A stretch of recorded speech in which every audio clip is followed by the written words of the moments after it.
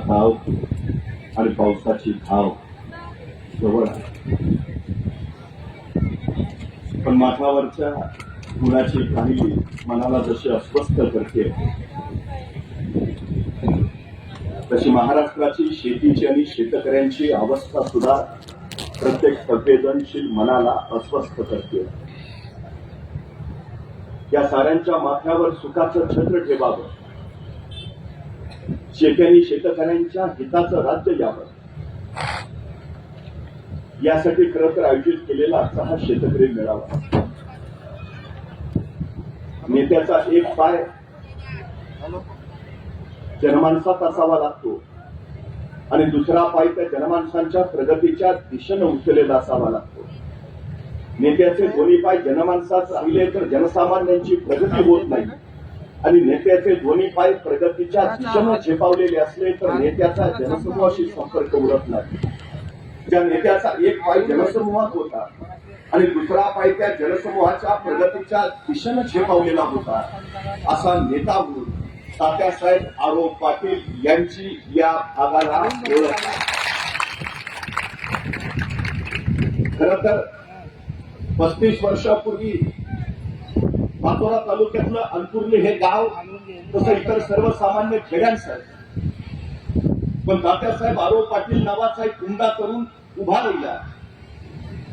शेतकऱ्यांची दशानी दिशा बदलली पाहिजे यासाठी आदर्श व्रत घेऊन एस.के. आबा पाटलांच्या सोबतीनं खडा घातला आणि आदर्श सेवा केंद्राची स्थापना झाली. बघता बघता शेत्यांनी शेतकऱ्यांच्या कल्याणाचा विचार मनात ठेवून निर्मल सीडची स्थापना झाली आणि अंतुर्ली हे गाव जगाच्या नकाशामध्ये गेले. खऱ्या अर्थानं वंदनीय हिंदुहृदय सम्राट शिवसेना प्रमुख बाळासाहेब ठाकरेंचा 80% समाजकारण आणि 20% राजकारण हा वारसा पेलणारा आणि आपल्या कार्यजीवनामध्ये समृद्धपणे तो वारसा पुढे नेणारा नेता म्हणून तात्यासाहेब आरो पाटलांची ओळख आपल्याला सांगावी लागेल. ज्या आदर्श सेवा कृषी केंद्रापासून ही सुरुवात झाली, त्या सेवा केंद्राचं हे सुवर्ण महोत्सवी वर्ष आहे. असंख्य शेतकऱ्यांच्या काळ्या मातीच्या सेवेला बळ देणारं हे केंद्र 50व्या वर्षामध्ये पदार्पण करत आहे. मी या सेवा केंद्राला त्यांच्या सर्व संचालकांना मनपूर्वक शुभेच्छा देतो. आरो तात्यांच्या पावलावर पाऊल टाकून तो संपन्न वारसा पुढे नेणाऱ्या सन्मान्य वैशालीताई सूर्यवंशी यांना मनपूर्वक शुभेच्छा देतो. खरं तर उपस्थित असलेले आपण सर्व शेतकरी बंधू आणि भगिनी, देशातली 70% लोकसंख्या कृषी क्षेत्रावर अवलंबून आहे. 50% पेक्षा जास्त लोकसंख्या ही शेतीच करते. हा देश कृषी प्रधान म्हणून ओळखला जातो, पण या देशाच्या कृषी प्रधान या उलटी मागे ज्या शेतकऱ्यांचे कष्ट आहेत त्या शेतकऱ्यांची नेमकी आज अवस्था काय आहे. जेवण झाल्यावर उठताना प्रत्येक जण अन्नदाता सुखी भव असं म्हणतो, पण खरंच तो अन्नदाता आज सुखी आहे का, हा सगळ्यात मोठ्या चिंतनाचा आणि संशोधनाचा विषय आहे. आज नेमकी परिस्थिती काय. एक शेतकरी अत्यंत दुःखात असलेला, संकटाने ग्रासलेला एका साधू महाराजांकडे आला आणि तो साधू महाराजांना म्हणाला, मला सतत संघर्ष आहे, सतत संकट आहे, मी करू काय मला कळत नाही, मला सुखाचा मंत्र द्या. साधू महाराज म्हटले, तुला सुखाचा मंत्र देईल, पण उद्या सकाळी देईल, त्याआधी तुला माझं एक काम करावं लागेल. तो शेतकरी म्हटला, काय करावं लागेल. तू आजची रात्र माझ्या उलटांना पहारा द्यायचं काम कर, पण ज्या क्षणी रात्रीचे सगळे उलटे झोपतील त्या क्षणी तू झोपला तरी चालेल, पण जोपर्यंत सगळे उलटे झोपत नाही तोपर्यंत तुला मात्र झोपता येणार नाही. जमेल का. तो म्हणला, जरूर जमेल, काहीच अडचण नाही. रात्री तो शेतकरी उलटांना पहारा द्यायला बसला. त्याला असं वाटलं की तासा दीड तासामध्ये सगळे उलटे झोपी जातील. 9:30 वाजले, 10 वाजले, 11 वाजले आणि पहिला उलट झोपी गेला. शेतकरी म्हटला, आता बहुतेक झोपतील सगळे. 11:30 वाजले, दुसरा उलटही झोपी गेला. त्याला बरं वाटलं. 12 वाजता तिसरा उलट झोपी गेला. म्हटलं, आता आपल्याला झोपायला संधी मिळते वाटतं, पण तेवढ्याच 12:15 वाजता पहिला उलट परत झोपून उठून उभा राहिला. तो उठतोपर्यंत दुसरा उलट उठून उभा राहिला, तिसरा उलट उठून उभा राहिला, चौथा झोपला तर 5वा उठून उभा राहिला, 6वा झोपला तर 7वा उठून उभा राहिला. अख्खी रात्र निघून गेली. असा क्षणच आला नाही की ज्या क्षणात सगळे उलट एकाच वेळी झोपले. सकाळ झाली, हा शेतकरी साधूकडे गेला. साधूने विचारलं, कशी काय झोप झाली? तो म्हणला, कशाची झोप? 1 मिनिट झोप नाही. म्हणजे का? अहो, अशी वेळच आली नाही की ज्या वेळेत सगळे उलट एकाच वेळी झोपले. हे झोपतंय तर दुसरं उठून उभा राहतंय, ते झोपतंय तर तिसरं उभा राहतंय. रात्रभर हाच खेळ. साधू महाराज म्हटले, अरे तुझ्या आयुष्याचं सुद्धा तर असंच आहे. शेतकऱ्याच्या आयुष्यात अशी वेळ कधीच येत नाही ज्या क्षणी त्याच्यावर कुठलंच संकट नाही. हर घडी काही ना काही संकट त्याच्यावर असतं. एक संकट जात आहे तोपर्यंत दुसरं संकट उभा राहील, दुसरं जात आहे तोपर्यंत तिसरं उभा राहील. पण हे संकटांशी लढतच शेतकरी उभा राहिलाय. संकटांना टाळून, संकटांपासून पळून जाऊन तुम्हाला जिंकता येणार नाही. संकटांशी लढून आणि संकटांशी भिडूनच तुम्हाला विजयी होता येतं. ही सगळ्यात मोठी भूमिका आहे. या मातीचा शेतकरी कसा आहे? नाहीतर बघा ना, कधी आम्हा पाऊस पडतो, सगळं पीक वाहून जातं. कधी दुष्काळ पडतो, सगळं पीक वाळून जातं. कधी पीक सोन्यासारखं येतं तर बाजारात त्याला भाव मिळत नाही. कधी मोत्यासारखं पीक उभा राहतं आणि रातोरात चोर त्याची कापणी करून घेऊन जातं. पण एवढ्या सगळ्या संकटांची मालिका होते, पण शेतकरी कधी खचलेला दिसणार नाही. जून महिना उजाडला की तो पुन्हा पेरणीच्या तयारीला लागतो आणि सांगतो, जोपर्यंत माझ्या घरात बियाणं आहे तोपर्यंत मला कुठली भीती नाही. एक दाना पेरला तर त्याचे 100 दाणे करायची ताकद या शेतकऱ्यांच्या मनगटात. निराशा, खचले पण कधी त्या शेतकऱ्याच्या आयुष्याला शिवत नाही. ही शेतकऱ्याची सगळ्यात आणि सगळ्यात मोठी ताकद आहे. सगळ्यात मोठी ताकद. हो, जीव गहाण ठेवून केला जाणारा व्यवसाय म्हणजे शेती. जगाच्या पाठीवर असा दुसरा व्यवसायच नाही. सगळ्यात महत्वाची गोष्ट, जीवावर उदार होऊन केला जाणारा व्यवसाय. पण एवढ्या सगळ्या संकटांची मालिका येते, कधी शेतकरी तुम्हाला बांधावर निवांत बसलेला दिसणार नाही. समजा बसलाय एखादा शेतकरी बांधावर निवांत, आणि त्याला म्हटलं, का रे निवांत बसलाय, काही करत का नाही? तो म्हणला, म्हणजे काय होईल? अरे म्हटलं, शेतीची मशागत कर. बरं म्हणला, केली मशागत, मग काय होईल? अरे म्हटलं, तुझे पेन्सिलचं चांगलं उगवून येईल. बरं म्हणलं, आलं चांगलं उगवून, मग काय होईल? अरे म्हटलं, तुला चांगलं पीक मिळेल. बरं म्हणला, मिळालं चांगलं पीक, मग काय होईल? अरे म्हटलं, तुला चांगलं उत्पन्न लाभेल. बरं म्हणला, लाभलं चांगलं उत्पन्न, मग काय होईल? अरे ते उत्पन्न घेऊन बाजारात नेऊन विक. बरं म्हणला, विकलं बाजारात नेऊन, मग काय होईल? अरे म्हटलं, तुला चांगले पैसे मिळतील. बरं म्हणला, मिळाले चांगले पैसे, मग काय होईल? अरे म्हटलं, त्या पैशाचं तुला पाहिजे ते विकत घेता येईल. बरं म्हणला, घेतलं विकत, मग काय होईल? अरे मग तुला पाहिजे त्याचे विकत घेता येईल. बरं म्हणला, घेतलं विकत, मग काय होईल? अरे मग तुला निवांत आरामात राहता येईल. मग माझा आत्ता बांधावर काय सांगेल? हा सगळा उद्योग जर निवांत आरामात राहण्यासाठीच करायचा आहे तर आता बांधावर आरामातच आहे. पण आरामातच राहायचंय म्हणून बांधावर आरामात बसलेला शेतकरी कधी तुम्हाला दिसला? चुकून दिसणार नाही, चुकून दिसणार नाही, अजिबात नाही, अजिबात नाही. शेतकऱ्याचं सगळ्यात मोठं वैशिष्ट्य आहे ते हे आहे, सगळ्यात महत्वाचं. 350 वर्षापूर्वी छत्रपती शिवाजी महाराजांनी स्वराज्य उभा केलं. कुणाच्या बळावर केलं? कोण होतं मदतीला? कोण होतं सोबतीला? 18 पकड जातीची, 12 दराची चड्डी लंगोटीतली शेतकऱ्यांची पोरं तर महाराजांच्या बरोबर होती. ज्या हाताने नांगर पेलता येतो त्या हातात तलवार सुद्धा पेलता येते.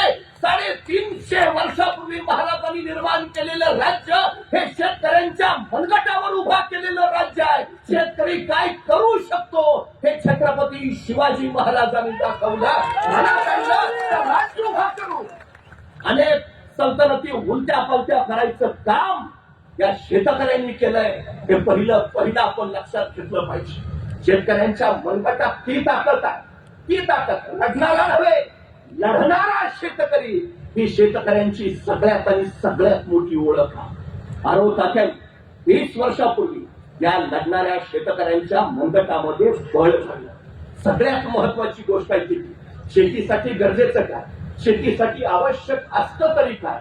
सगळ्यात महत्वाची जमीन, पाणी, वीज, रस्ते, बाजारपेठ, मनुष्यबळ या सगळ्या गोष्टी जर उपलब्ध असतील तर शेतकरी सुखी व्हायला फारसा वेळ लागत नाही. पण स्वातंत्र्य मिळून 75 वर्ष आज शेतकऱ्यांची अवस्था झाली. आम्ही कधीतरी शांतपणे विचार केला पाहिजे. 2013 साली कपाशीचा दर होता 7,000 रुपये 500. उद्धवजी ठाकरे मुख्यमंत्री झाले कपाशीचा दर झाला 11,000 रुपये. भरदाळीचा दर सुद्धा 9,000 रुपये होता. आज 2024 ला कपाशीचा दर किती आहे? 5 ते 6,000. 2013 साली डीएपीचं पोतं होतं 560 रुपये. आज डीएपीचं एक पोतं झालंय 1900 रुपये. कापूस वेचणीला 2013 साली मजुरी देत होता 3 रुपये. आज कापूस वेचणीचा दर झालाय 10 रुपये. पूर्वी 50,000ची मोटरसायकल शेतकरी घ्यायचा, त्याच्यात 60 रुपये लिटरचं पेट्रोल टाकायचा आणि तालुक्याच्या जागी जाऊन अर्ध्या तासात कामं उरकून यायचा. आता 50,000ची मोटरसायकल गेली 1,10,000ला आणि 60 रुपये लिटरचं पेट्रोल गेलंय 110 रुपयाला. तो म्हणतो जागेवर बसलेलं बरं. कुठल्या दिशेला घेऊन निघालो आम्ही? परिस्थिती काय परिस्थिती आहे? पूर्वी ट्रॅक्टर, ट्रॉली, रोटर, मशीन सहित 5 ते 6 लाखात मिळायचा. आज तो ट्रॅक्टर 11 लाख रुपयाला मिळतो. सगळं वाढलंय, सगळं. बाजारात डाळीचे दर प्रचंड आहे, तेलाचे दर प्रचंड आहे, बियाण्यांचे दर प्रचंड आहे. पण हे सगळं पिकवणाऱ्या शेतकऱ्याच्या हातावर दर काय आहे याचा विचार आम्ही कधी केलाय? जोपर्यंत शेतकरी स्वतःच्या मालाची किंमत स्वतः ठरवत नाही तोपर्यंत शेतकऱ्यांना भविष्य नाही, हे पहिलं आपण लक्षात घेतलं पाहिजे. शेतकऱ्यांनी संघटित होऊन शेतकऱ्यांसाठी उभा राहणं ही काळाची सगळ्यात मोठी गरज आहे. सगळ्यात काय परिस्थिती आहे? उद्धवजी ठाकरे मुख्यमंत्री झाले आणि त्यांनी पहिला निर्णय घेतला, विना अट विना शर्त शेतकऱ्यांची 2 लाखापर्यंतची कर्जमुक्ती करून त्यांचा 7/12 कोरा करणार केला. ते नियमित कर्ज भरताय त्यांना 50,000 रुपयाचं अनुदान देण्यात. उद्धवजी ठाकरेंनी घोषित केलेले 50,000 रुपये या 2.5 वर्षात अजून या सरकारनं दिलेले नाहीत. अजून 1 रुपया पीक विमा ढोल पडवले गेले. किती पीक विमा मिळाला आमच्या शेतकऱ्यांना? परवा आमच्याकडच्या एका शेतकऱ्यानं जिल्ह्याच्या पोलीस प्रमुखांना पत्र लिहिलं, मला पीक विम्याचे पैसे मिळाले आणि ते घरी न्यायला मला पोलीस संरक्षण पाहिजे. जिल्हा पोलीस प्रमुखांनी विचारलं, असे किती मिळालेत पैसे? शेतकरी म्हणला 27 रुपये.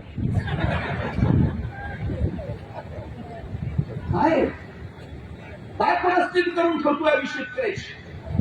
कधीतरी आम्ही शांतपणे या सगळ्या गोष्टींचा विचार केला पाहिजे. मग उद्धवजी ठाकरे शेतकऱ्यांचं भलं बघत होते म्हणून तुम्हाला उद्धवजी ठाकरे मुख्यमंत्री पदावर नको होते? मग गेल्या 2.5 वर्षामध्ये तुम्ही शेतकऱ्यांची कर्जमुक्ती का नाही केली? अवकाळीनं शेतकऱ्यांचं नुकसान केलं, दुष्काळानं शेतकऱ्यांचं नुकसान केलं. गेले 3-4 दिवस परतीचा पाऊस थैमान घालतोय. शेतकऱ्यांच्या हातात तोंडाशी आलेला पीक वाया केलं. शेतकऱ्यांची अश्रू पुसायला हे सरकार आलं तर शेतकऱ्याला मदतीचा हात दिला. कुठल्या दिशेला महाराष्ट्र आणि महाराष्ट्राचा शेतकरी आम्ही घेऊन निघालो? कधीतरी आम्ही विचार करायला. उत्तर महाराष्ट्र तर डोंगरदऱ्यांचा जिल्हा, डोंगरदऱ्यांचा प्रांत, धरणांची संख्या सुद्धा इथं सगळ्यात जास्त. पण तुमच्या गिरणा नदीच्या आताची अवस्था काय आहे?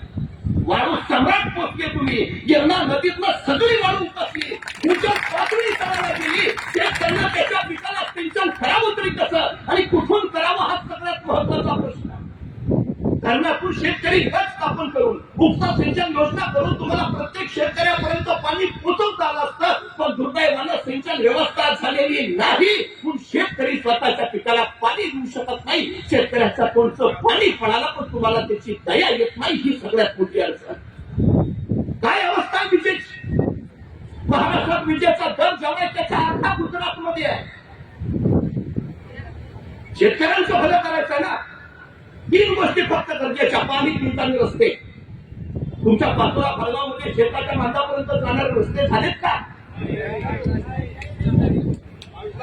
असं शेतकऱ्यांचं पीक शेताच्या बाहेर यायचं, तसं ते बाजारपेठेपर्यंत पोहोचायचं. कुठल्या दिशेने विकास चाललाय? मग कुणाचा विकास चाललाय? कधीतरी या सगळ्या गोष्टींचा मी शांतपणे विचार केला पाहिजे. शेतीचा शोध स्त्रियांनी लावला. स्त्रियांना दृष्टी निर्माती म्हणतो आम्ही. त्या शेतकऱ्यांच्या कल्याणासाठी पुन्हा एक स्त्री उभा झाली आहे, वैशालीसाठी. जो तात्यांचा विचार वारसा आहे तो पुढे घेऊन जाण्यासाठी सगळ्यात महत्वाची गरज आहे ती, सगळ्यात महत्वाची. तुम्हाला माहिती आहे उद्याचे धोके काय आहेत शेतीचे, शेतकऱ्यांपुढचे. हमी भाव तर त्याला नाहीचा. आमच्याकडे सोयाबीनला तर हमी भाव 4,800 घोषित केलाय. व्यापारी देतात किती? 4,100, 4,200. कुठला नियम, कुठला भाव, कुठली हमी, काय आहे कोण विचारणार? तरी आम्ही या सगळ्या गोष्टींचा विचार शांतपणे केला पाहिजे. काय झाली परिस्थिती? हाताच्या 5 बोटापैकी एका बोटाला लाडक्या योजनेचा मध लावायचा आणि बाकीच्या 4 बोटांनी सर्वसामान्यांचा गळा ओळायचा. 1,500 रुपये लाडक्या बहिणींच्या खात्यावर जमा जरूर केले, पण जगणं महाग करणारी महागाई त्यामुळे कमी झाली. 450 रुपयाचं सिलेंडर आता 1,200 रुपयाला झालं. कुठल्या क्षेत्रात महागाई नाही? काय परिस्थिती आहे? त्या योजनेच्या जाहिरातीचे इव्हेंट आणि एवढी जाहिरातबाजी झाली की त्या जाहिरातींवर जेवढा पैसा सरकारनं खर्च केला तो पैसा जर लाडकी बहीण योजनेकडे वळवला असता तर 1,500 रुपये नाही, बहिणींना 3,000 रुपये देता आले असते. ही सगळ्यात महत्वाची वस्तुस्थिती आहे. पण यांना गेल्यात नव्हे, दाखवण्यात जास्त रस आहे. ही सगळ्यात मोठी वस्तुस्थिती. सगळ्यात मोठी. कशासाठी? हे केलं, ते केलं, ते केलं. अरे ते दाखवण्यापेक्षा ते पैसे इकडे वळवले तर त्याला 3,000 रुपये मिळतील. हा विचार आमच्याकडे नाही, ही भूमिका आमच्याकडे नाही. आणि आता काय झालंय? सगळ्यात मोठी अडचण काही म्हणे मागच्या वेळी मी प्रचाराला आलेल्या भाषणांच्या आता क्लिपात करायला लागल्या.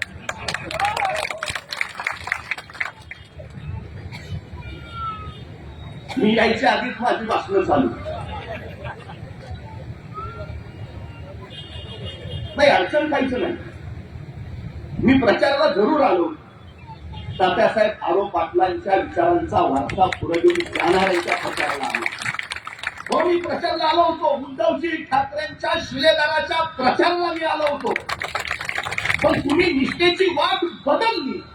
आम्ही मात्र निष्ठेनं तिथंच ठाम उभा आहे. निर्माण झालेली पोकळी भरून काढायला वैशाली ताई त्या मातेवर आल्या. निष्ठे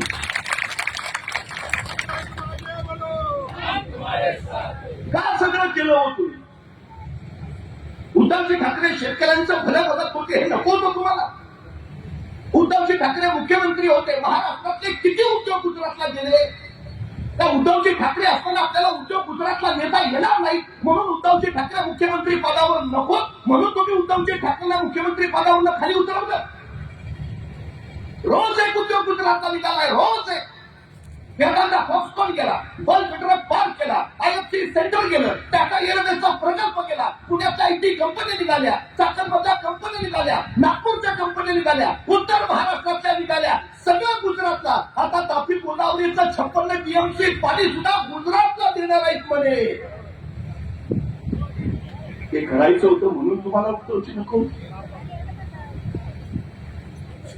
मला सांगा ना, तुमच्या पाचोरा परगावमध्ये गेल्या 2.5 वर्षात किती नवे उद्योग आले? तर तुम्ही मला सांगा, हे सगळे उद्योग गुजरातला गेले, किती इथं आवाज उठवला? महाराष्ट्रातल्या तरुणांच्या तोंडचे रोजगार पळवले गेले. 42% बेरोजगारी आहे महाराष्ट्राची. 42%. हाताला काम नाही पोरांच्या. भटकत आहे ती नुसती. इथं मला वाटतंय अशा पोरांना ठेकेदार केले.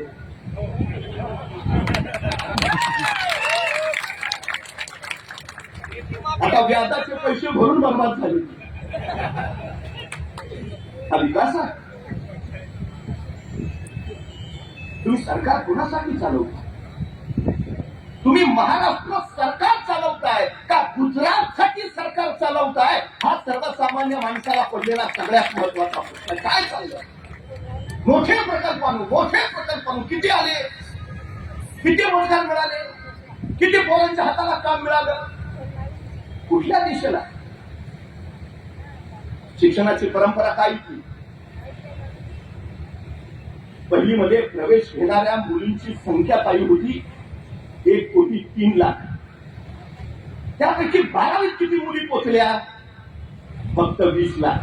म्हणजे पहिली ते 12वी या शिक्षण प्रवाहातून बाहेर किती मुली फेकल्या गेल्या? 83,00,000. महाराष्ट्र पुरोगामी महाराष्ट्र आहे ना, महात्मा ज्योतिबा फुले सावित्रीबाई फुल्यांचा महाराष्ट्र आहे ना, या महाराष्ट्रात 83,00,000 मुली शिक्षण प्रवाहाच्या बाहेर फेकल्या गेल्या. या शिक्षण क्षेत्राच्या बाहेर फेकल्या गेलेल्या मुलींना पुन्हा शिक्षण प्रवाहात आणण्यासाठी एकही अभ्यास समिती नेमली नाही गेली इथं. पण महाराष्ट्रात बियरच्या विक्रीत घट झाली, ती विक्री कशी वाढवायची म्हणून यांनी अभ्यास समिती नेमली.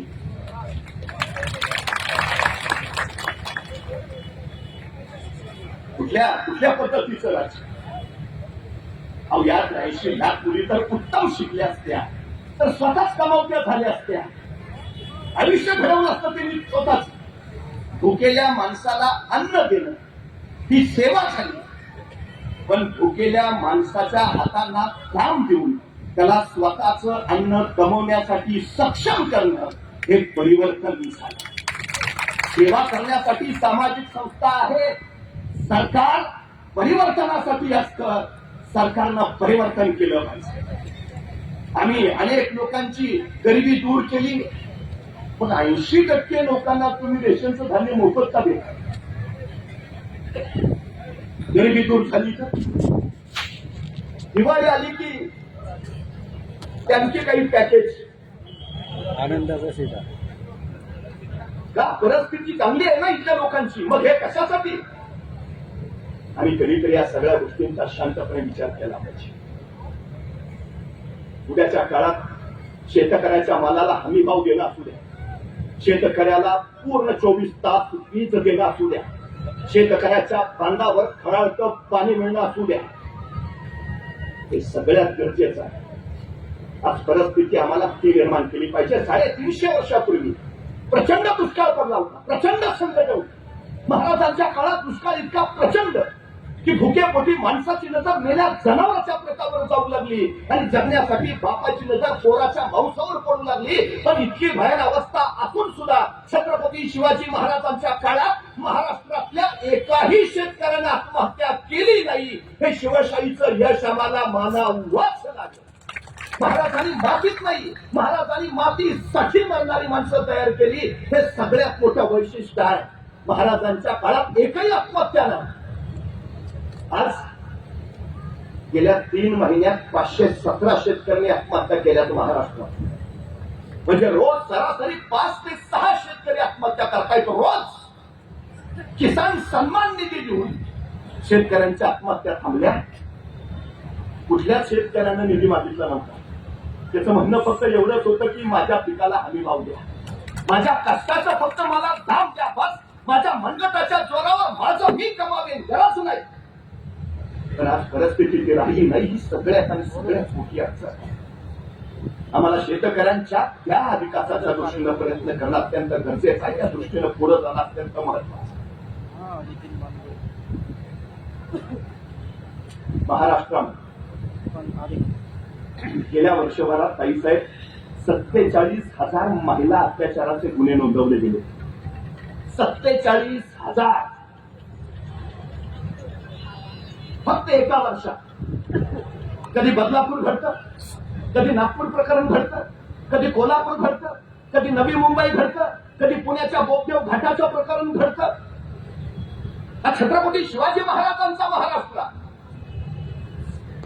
काय परिस्थिती आहे की 350 वर्षापूर्वी राज्याच्या पाटलानं एका गरीबाची पोर दिवसात ढवळ्या उचलली, दिवसात ढवळ्या तिला भोगली आणि त्या पोरीना पोरची माती झाली म्हणून स्वतःला भिडीत झोपून गेलं. वार्ता राजांच्या कानी गेली आणि नरसिंह संतापला. ते हात त्या बाईच्या पदराकडे गेले. कलम करत त्याचे हात, तोडा पाय करा चौरंग त्याचा. राजाच्या पाटलाचे हात पाय तोडले गेले. आणि महाराज ते सांगायला मासाहेबांकडे आले. मासाहेब आम्ही जे केलं ते योग्यच ना. आणि संतापला मासाहेब त्याचे बातक इतके खातात की त्याला जिवेच मारायचे. जिवंत का ठेवला, हातपाय तोडून जिवंत का ठेवला. आणि महाराज म्हणाले, मासाहेब हातपाय तोडल्या अवस्थेत हा रांजाचा पाटील जिवंत राहील. येणारा जाणारा त्याच्याकडे पाहिल आणि समजून घेईल. या स्वराज्यात परत जर कुणी बाईवर नजर टाकली तर त्याचा असा रांजाचा पाटील केला. हा छत्रपती शिवाजी महाराजांचा महाराष्ट्र. जगातला पहिला सर्जिकल स्ट्राईक महाराजांनी लाल महालावर केला. 40 ताकदाची बोटे छाटली आणि वाऱ्यासारखे आलेले महाराज तीरासारखे निघून गेले. काही वेळानंतर लाल भागाचा गोंधळ संपला आणि शाहिस्ता खानाची बेगम धावत धावत शाहिस्ता खानाकडे आली. हुजूर, मेरी बेटी गायब है, मेरी बेटी गायब है हुजूर. त्यावेळी शाहिस्ता खान केला म्हणाला, शिवाजी राजांची माणसं तुझ्या पोरीला पळवणार नाहीतच, पण जर चुकून तसं काही घडलं असेल बेफिक्र राहा. शिवाजी राजे पोटच्या लेकी सारखीच तिची काळजी घेते. कोण म्हणताय चक्कर वैरी? हे महाराष्ट्राचं चारित्र्य. आज कुठल्या दिशेला आम्ही महाराष्ट्र ठेवली? कुठल्या दिशेला? ज्या युग प्रवर्तकानं हे राष्ट्र उभा केलं त्या छत्रपती शिवाजी महाराजांचा पुतळा तुम्हाला नीट उभा करता आला नाही. 350 वर्षापूर्वी महाराजांनी बांधलेला सिंधुदुर्ग अजून तसाच्या तसा आहे आणि तुम्ही उभारलेला पुतळा मात्र 8 महिन्यात कोसळतो. एक शिवभक्त मला विचारता झाला, म्हटला 8 महिन्यात पुतळा कोसळला पण महाराजांनी 350 वर्षापूर्वी बांधलेला सिंधुदुर्ग मात्र जसाच्या तसा आहे. काय मिक्सर वापरला असेल महाराजांनी? मी म्हणलं मिक्सर काही असेना पण त्या मिक्सर मध्ये प्रामाणिकपणा होता एवढं मात्र नक्की. त्या मिक्सर मध्ये इमानदारी होती एवढं मात्र नक्की. 350 वर्षापूर्वी महाराजांनी आम्हाला दिली ती ही नैतिक मूल्य सगळ्यात महत्वाची.